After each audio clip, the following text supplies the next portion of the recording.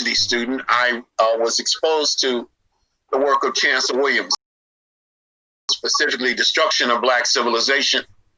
And I knew I wanted to be a historian from that point on. So that's really my story, brother. Chancellor Williams is, let me just say this one thing, and this is what makes his work so important. He was the first historian that I ever read that told me that I had a history before slavery, number one. And number two, that African people had traveled all over the ancient world before shackles and chains were put on their hands and their feet. And I wanted to find out what happened to those sisters and brothers who left the motherland way back in the day. And that's taken me to today. Right. So I just want to say that excited to have you here tonight. And it's going to be a great interview. Everyone kind of strap in and get ready. So with that, Dr. Rashidi, much has been made in the past few years about African people being the Aboriginal people of America. Can you comment on this, please? Yeah, I think that that's a kind of an anti-Africa movement. Most of my life, or at least I won't say most of my life, but in my young life, I was really taught to despise Africa. Until I was a teenager, if you had called me African or even Black, those were fighting words to me. And so I think that deep down in our psyche, we are indoctrinated with the idea that Africa is the worst place it ever was. When I do presentations, and I've lectured in nearly 70 countries now, just to break the ice, because not everybody is Black that I'm talking to, but just to break the ice, and some, even those who are, I say, what do you think of when you think of Africa? And I get three answers that never fail. One is wild animals, the other is poverty and disease. So I would say that we have, as Black folk, an overwhelmingly negative image of Africa. And I just decided that I wanted to change that. Now, in terms of the Aboriginal movement, there are people, not so prevalent now, but who are saying, I'm not an African, we've always been here, speaking of America, in an effort to deny the transatlantic slave trade. And I think, one, there's an anti-African bias. And number two, I think a lot of us don't want to be associated. And now there's some background noise on my end that's going to come to an end. A lot of us don't want to be associated with the horrors of the transatlantic slave trade. And so many of us would prefer, I think, to be anything other than an African. And that's where I believe this Aboriginal movement comes from. Okay. So what about the African presence in American mythology? There seems to be a lot made about that. I'm sorry? Okay, what about the African presence in American mythology? There seems to be a lot to be made about that. Well, first let me just be clear that African people are the first people to set foot in the Americas. I'm just repeating now that Africa is the parent continent of humanity. And those Africans, tens of thousands of years ago, filtered around the world. And some of them ended up in the Americas, okay? I would say that they kind of faded out into the misty realms of fairy tales and myths and legends, because other groups of people are coming to the Americas as well in much larger numbers. And I think that they tend to drown out those original African people. And so what you can do is find African people in the myths and legends of the Americas. One, for example, is the story of Califia. Califia, according to Spanish tradition, was a wealthy African woman that California is named after. According to a book published in Toledo, Spain in 1516, California was populated by Black women wealthy in gold. And so what I'm suggesting is this is how we can see that ancient African presence today in the mythology of the Americas. And that's one example. In Greenland, the color Black came to take on a mystical kind of color. And Black was associated with the underworld or the next life. And so I think that these legends and myths are recollections of the fact that African people settled first in the Americas, long before anybody else. Let's just go. You said a lot. Let's dissect that a little bit. The woman, the name of California, what's the original name? You saying the legend? There was a book published in Toledo, Spain in 1516. And in this book, they mentioned that California was a terrestrial paradise inhabited by wealthy Black women. And one of them was called Califia. And as a result of that, that's where the name California comes from. That's a Spanish tradition, a Spanish legend, you might say. Wow. So, with your immense knowledge in history and your background, who are some of the people that inspired you? Please tell us about Ivan Van Sertima and his legacy, because we know he's one of your mentors. Ivan Van Sertima was from Guyana. He was born there in January 1935. He did a lot of field, there he is. He's my brother, my ancestor. He did a lot of field studies in East Africa, specifically Tanzania. Lived in London for a long time. And in 1975, he came to the United States and he was exposed to a 3-volume book called Africa and the Discovery of America by a man at Harvard University named Leo Wiener. And that inspired Ivan to do the book that came before Columbus. Ivan's major contribution is that more than anybody else in history, he gave a solid foundation for us to know that the history of African people in the Americas does not start with slavery. In addition to that, he was also the founder and editor of a publication called the Journal of African Civilizations. And the Journal of African Civilizations was called the most important African-centered journal since Carter G. Woodson founded the Journal of Negro History in 1916. So Ivan Van Sertima is one of our greatest scholars. He died in 2009, and it's a shame that a lot of people don't know who he is. His memory is fading already. Wow. So we're going to, hopefully tonight, we'll gain a lot of people in terms of just their knowledge and insight of this great ancestor. But with that being said, besides Dr. Van Sertima, who are some of the other figures involved in the study of Africans in ancient America? Well, in ancient America, first, there's a brother who was really my direct mentor, and his name is LeGrand Clay. He was the city attorney for Compton, California. Way back in the late 1960s and early 1970s, LeGrand was writing about Africans in ancient America and Africans all over the world. So LeGrand Clay is very, very important. He doesn't have any books, but he wrote a series of articles. In 1962, you have a brother named Haroun Kofi Wangara. And Haroun Kofi Wangara wrote an article in the Crisis magazine in 1962 called African Explorers of the New World. And there he talked about what he called the Mandinga voyages to the Americas. You have a man named Rafik Ali Giraffe's boy. And in the 1980s in particular, he did a series of books about ancient Egyptians in Middle America during the 19th and 20th dynasties. So there have been a lot of people who've talked about it, but unfortunately, just like you have the African presence or the African roots of ancient Nile Valley civilization, you have many people who have disputed the role or presence of African people in ancient America.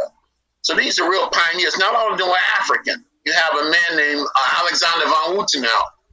And von Woutenau has a book, he's an ancestor now, called Unexplored Spaces in Ancient America. And he has the greatest photographic collection, at least until me, of African images in ancient America. So a lot of people have studied it. It's not really new. It just has not penetrated the popular imagination. Okay. So with that said, you just spoke about your catalog of photographs. Can you tie that into the understanding of the African presence in ancient America? I'm not sure what you mean. Please restate that. In other words, can you elaborate? You were saying that there have been many people speaking about it. From your understanding and from your knowledge and your background, can you please explain or elaborate on the African presence in ancient America? All right. That's a foundational question, we might say. That's the question. One thing is that there are many African presences in ancient America. I think that there's a tendency to act as though the Black presence in these various parts of the world is monolithic, but you have a series of migrations or movements, some voluntary, some involuntary. You have African people as the first people to settle on the shores of the Western Hemisphere, tens of thousands of years ago. You have, for example, in Brazil, the remains of an ancient African woman called Lucia, after Lucy or Dinknesh in Ethiopia. These are the skeletal remains of an African woman who lived in Brazil at least 11,000 years ago and probably more. So you have, as we indicated at the beginning, African people as the first people in the Americas. One of the things Ivan Van Sertima used to say, runoko is one thing to say that you were first, but it's quite a different thing to say what you did. And so the next phase we can look at is the role of African people in classical Mesoamerican civilization, especially among the Olmec, the parent civilization, and then the Maya, the Aztec, the Inca, essentially all of them. And then you have Africans who are captured and taken to the Americas against their will. I want to go back to that slide in a moment.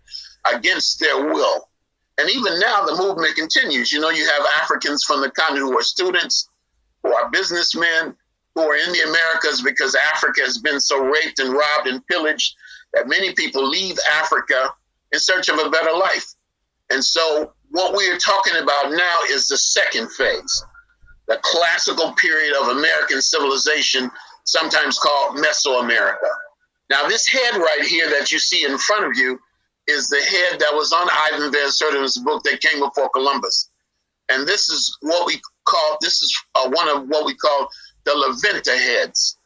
Now, there are 20 of these heads, and no two of them look exactly the same. I'm the only person that I know who has seen and examined all 20 of these heads. Even when Ivan wrote the book that came before Columbus, which was published in 1977, only 14 of those heads have been identified.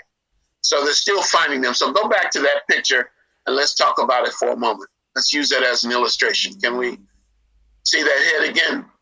It looks a little bit like you, my brother. This is another one, but it's fine. We can use this as an example. The one I was using was the one that was on the cover of the Van Sertima book that came before Columbus.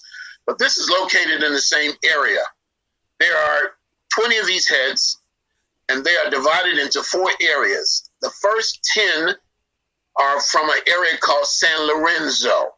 San Lorenzo is important because it's the first settlement that we know of in the Americas. And so you have 10 of the heads from there. Of that site, only 1 is still there. 7 are in Jalapa, Mexico. 2 are in Mexico City. And then you have the La Venta heads, of which there are 7. La Venta is the second major Olmec site. 4 of the heads from La Venta, the best ones, have been moved to the neighboring state of Tabasco. La Venta is in Veracruz. In the 1950s, a Mexican oil company, I believe called Pemex, found oil here and decided to move the 4 best heads to Villahermosa, Mexico, in Tabasco. That's where this one is. And then you have 3 badly damaged heads that are still in La Venta. And then you have 2 heads from a place called Trezapotes. Trezapotes is the 3rd big Olmec site. And then you have 1 more from a place called Cobata. The Olmec are important to us because they are the parent civilization of the Americas. All the other civilizations come after the Olmec, the Aztec, the Inca, the Maya, the Toltec, the Teotihuacan people all come after the Olmec.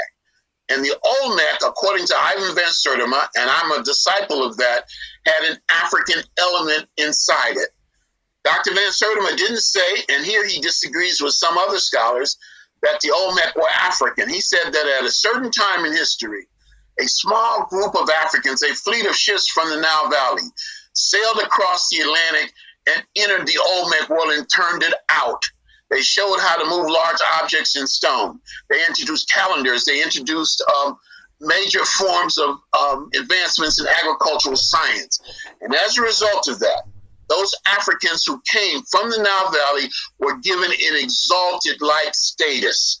And this is the controversy because many people would have us believe that our history only began with slavery. And I ain't having that. And Ivan didn't have that. This one right here is the one with the braids in the back. And this is one of the Trezapotes heads.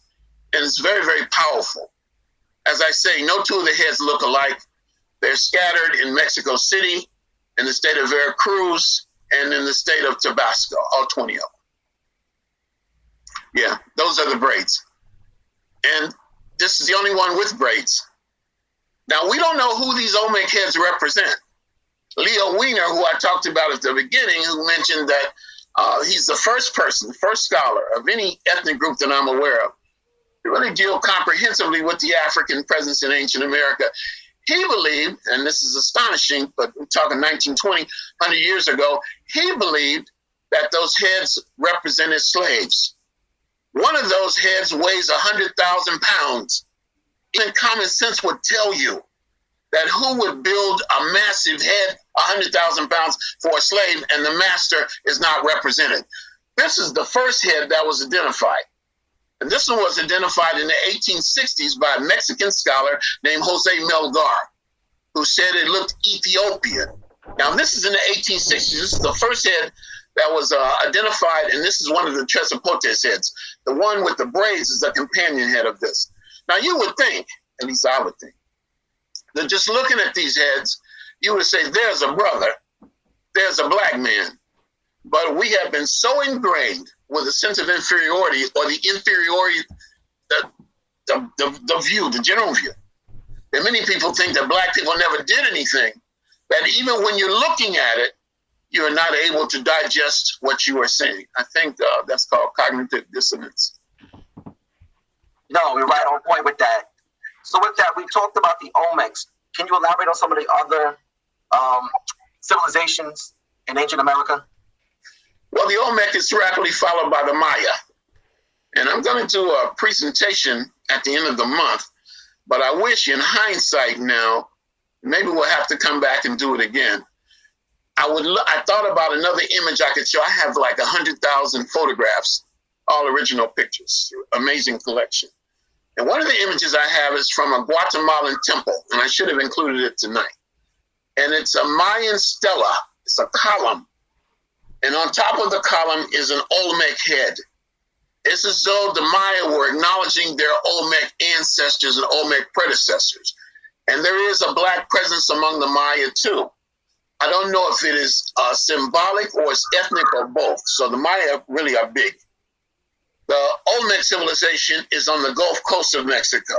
The Mayan civilization is in southern Mexico, in the Yucatan Peninsula, in Chiapas, and also Guatemala and Belize. And then you have in Mexico itself, you have the next big civilization, which is called the Teotihuacan civilization. And the Teotihuacan, like the Olmec, were pyramid builders. And then, of course, after that, you have many other civilizations. You have the Toltec. In Mexico, you have the Aztec, who were in power at the time the Spanish conquistadors come. But you also have what appears to be elements of African civilization in South America too, particularly in the civilization that preceded the Inca, which is called the Moche civilization. And the Moche is on the Pacific side of Peru. And there you also seem to have a very, very strong African presence there. It's impossible to deny. Wow. So would it be possible to look at that in terms of dates to give us some type of context? Very good, my brother. Olmec civilization begins about 2000 BC, about 4,000 years ago. And it seems to peak around 1200 or 1000 BC. Okay. And that's when it was seen that the Africans entered the Olmec world. One of the scholars that I mentioned, Alexander von Woutenau, the author of the book Unexpected Faces in Ancient America, which is well worth having even now. I really highly recommend it. Wonderful photographs. He said that everybody came to America before Columbus, but of all the people who came, the African exercised the most decisive influence. He said when the African first came to the Americas, he did not come as slave, he came as master of his own destiny. And I think that pretty much sets the guidelines. But in all of these civilizations, Aztec, Olmec, Maya, Toltec, Zapotec, Teotihuacan, you can find something that is very, very African in appearance. It's just that it hasn't really been effectively explored. We've had a few pioneers. What's sad about it, maybe the saddest thing, this is the San Lorenzo head, the 10th San Lorenzo head. One of the saddest things is that it's not taught in the schools of Mexico. So African Mexicans, of which there are millions, have the lowest self-esteem of just about any group of African folk I've encountered. I've been to 125 countries. I've been with indigenous Australians. I've been with the Batwa of Central Africa. I've been with Dravidians. I've been with the Dalits. I've been with the Untouchables. The Black folk in Mexico and in Hispanic America in general have about the lowest self-esteem of any group of Black folk I've encountered. All they really know is that they were slaves. Okay. And so it seems to me that with this information about the ancient African presence in the Americas, that would give them a much greater self-esteem. But the government of Mexico does not use this in the curriculum. And the greatest opposition that I find when I'm doing lectures or writing about the African presence in the Olmec world are from Mexicans themselves, who seem to have the attitude, many of them, that we, when I say we, I mean the African-centered scholars, are attempting to take away their civilization, just as they say Nile Valley civilization has been taken away from us. That's very distressing to me, because again, the first person to identify an Olmec head in the Americas and say it looked African was a Mexican scholar. But I meet fierce opposition when it comes to talking about that today. As long as you're talking about slavery, you're on safe ground. Not many people are going to challenge you, especially if you're not talking about resistance to slavery. I don't want to minimize the suffering of our ancestors, but we did more than suffer. We fought back. Yes. But when you begin to talk about African people out of those traditional roles of servants and slaves, oh, brother, it's just fierce opposition. And if I'm running into this today in 2020, you know what Ivan Van Sertima ran into in the 1970s and 1980s. So in that sense, he is a true pioneer and trailblazer, and I miss him a great deal. Right. Wow. So we look at the Olmec civilization. You said it comes about 4,000 years ago. It began to flourish around 1000 BC with the emergence of the African presence. Yes. Were these civilizations flourishing simultaneously? Like, was the Olmecs and the Mayans going on around the same time? The Mayan began to emerge towards the end of the Olmec phase. So let's say Olmec civilization is from around 2000 BC. It reaches its height around 1200 BC, the first major phase of Olmec civilization. And this is the San Lorenzo phase, which is in existence for about 500 years. And then from about 800 BC to about 500 BC, you have the Levanta phase. The Levanta phase is interesting because here you have the first pyramid in the Americas. And then the third phase of Olmec civilization is the Trezopotes phase, which is from around 500 BC to about 100 BC. Now, at the same time, towards the end of that period, the Maya are beginning to rise up. And the Mayan civilization goes back, I'd say you could trace it to 500 BC. It reaches its height about 500 years into the Christian era, and it is still kicking at the time the conquistadors come. And the other civilizations kind of exist simultaneously. In the Americas, Teotihuacan civilization comes after the Olmec in Mexico. And then after that, I think you have the Zapotec, and then the Toltec, and then finally the Aztec. In Peru, the country in South America I know most about in terms of African civilization, the Mochica or Moche civilization begins around 800 BC, and it lasts for about 500 years. And the civilization of the people of Peru in pre-Columbian times comes to an end with the Inca, who are only here for a short time, from about 1300 to about 1500. Yeah. Okay. There's something you said, I'm sure the audience is just chomping at the bits to know more about it. The first pyramid in America. Yeah. Can you talk about the pyramid, where it's located, who built it, and so forth? Well, interestingly enough, I've not found any evidence of pyramids in the San Lorenzo phase of Olmec civilization. The first pyramid and there are a lot of pyramids in the Americas, but first we also need to talk about what is a pyramid. Yes.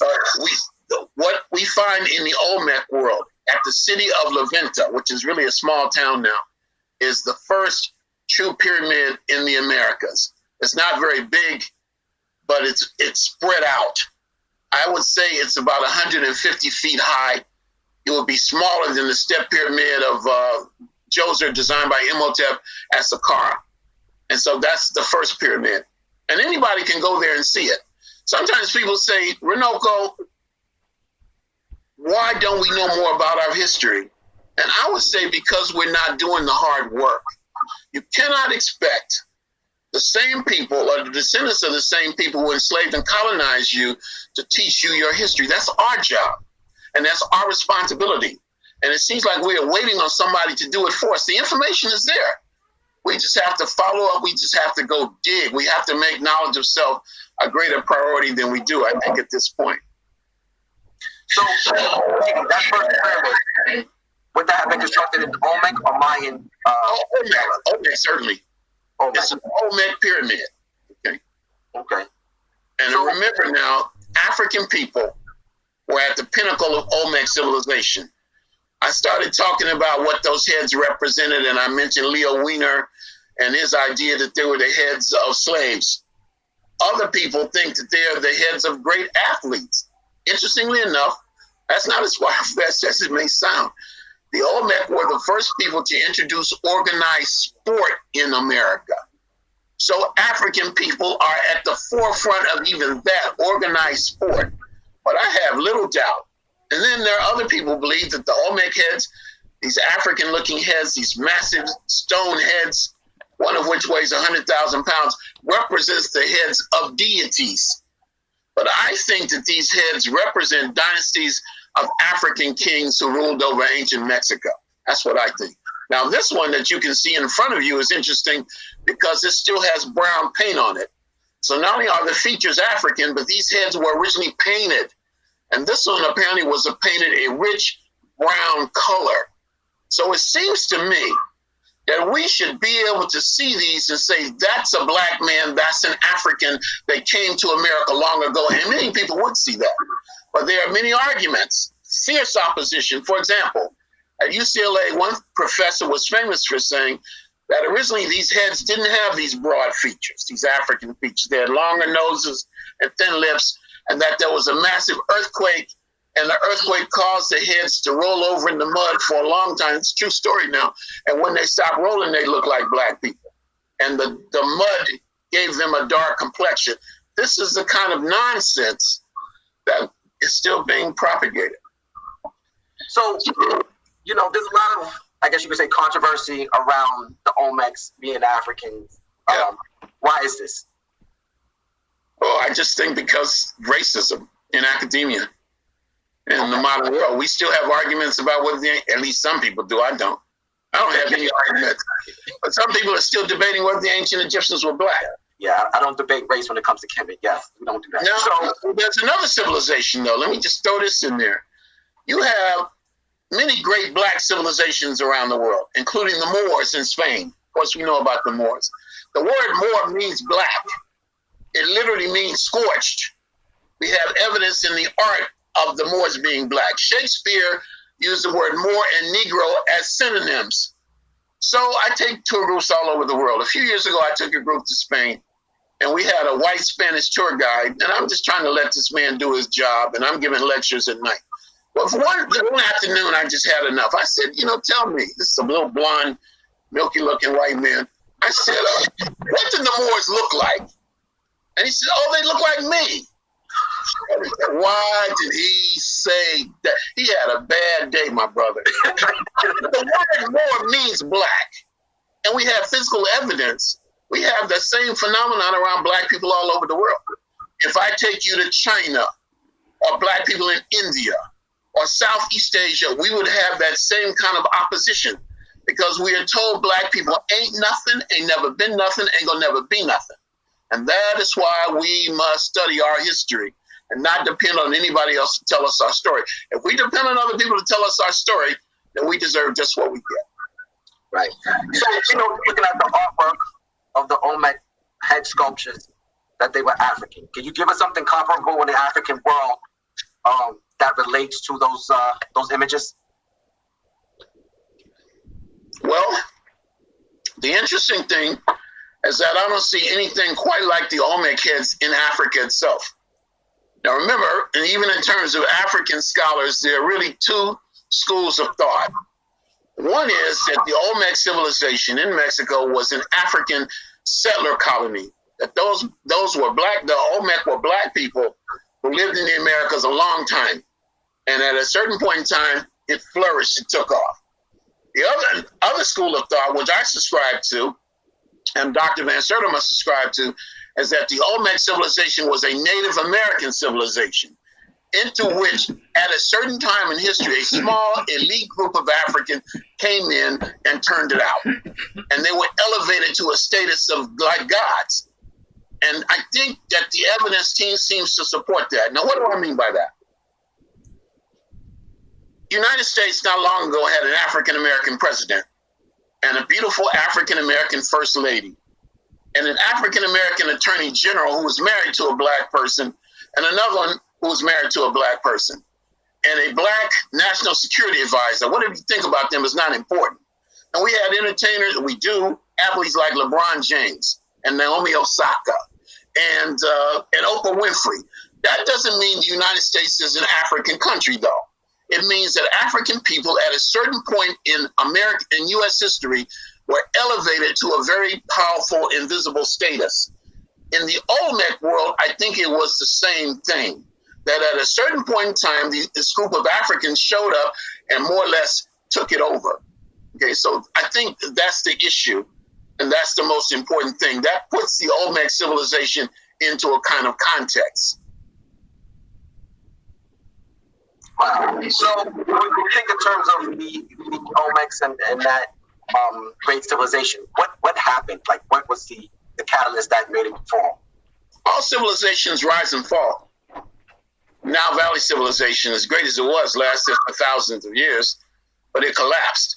I think sometimes civilizations, like people, like anything, just get old, and there's a need for renewal.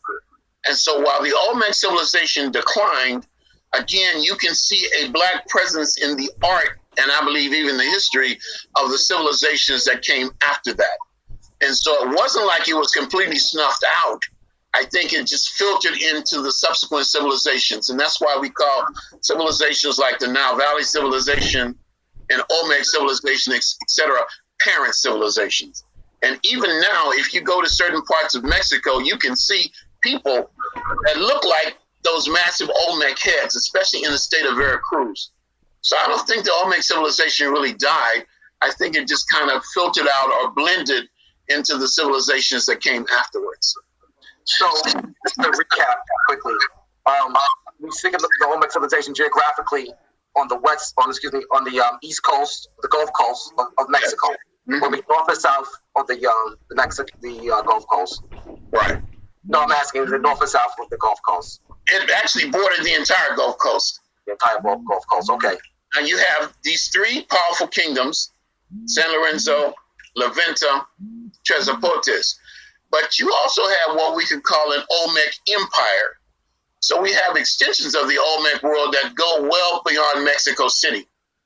So it was very large. Now, as I say, the Mayan civilization is crowded more into the southern parts of Mexico, into the Yucatan, into Chiapas and Guatemala itself.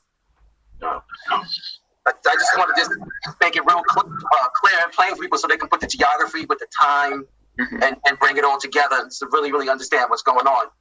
So with that said, Dr. Rashidi, we know you've been working on a lot of great things lately. We know you have a webinar coming up. Could you please elaborate on that? Well, the webinar is the Global African Presence.